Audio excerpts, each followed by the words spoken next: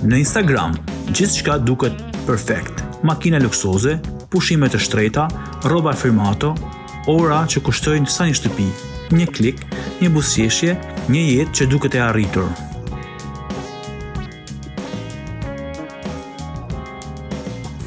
Por çfarë ndodh kur kamera fiket? Kur stories duket pas 24 orësh? Kur mbeten vetëm muret dhe heshtja?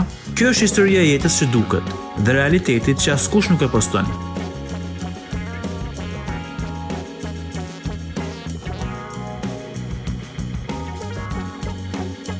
Instagrami nuk tregon të vërtetën.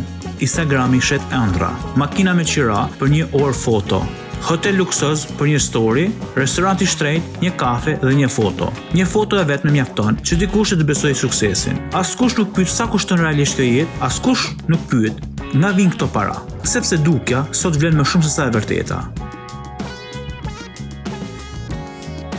Pas fotove luksoze fshihet një jetë tjetër. Një dhomë e vogël, një dyshek në dysheme, punë 12 apo 14 orë në ditë, borxhe, stres, frikë për nesër. Askush nuk poston momentin kur llogaria bankare është bosh. Askush nuk poston netet pa gjumë. Askush nuk poston dështimet sepse dështimi nuk merr like. Kjo gënjeshtër ka pasoja. Të rinjt krahasojnë jetën e tyre me një iluzion. Ndihen pas, ndihen të humbur, ndihen të pavlefshëm. Por ata nuk krahasohen me realitetin, por krahasohen me një rol.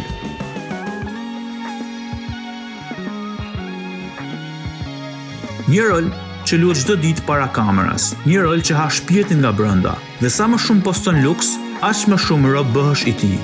Sepse sot vlera matet me shikime, jo me paqe, jo me ndershmëri, jo me qetësi. Sepse sot njerëzit kanë frikë të duken të thjeshtë, kanë frikë të duken normal, kanë frikë të jenë vetvetja. Dhe kështu gënjeshtra vazhdon. Të kesh sukses nuk është turp, por të gënjesh për të shkatron. Jeta nuk matet me like. Lumturia nuk është story, dhe pasuria më e madhe është të fleshi qet natën. Mos u beso gjithçka që sheh, sepse jo çdo buzëqeshje është lumturi dhe jo çdo luks është i vërtetë. Kjo ishte historia e jetës që duket dhe realitetit që postohet.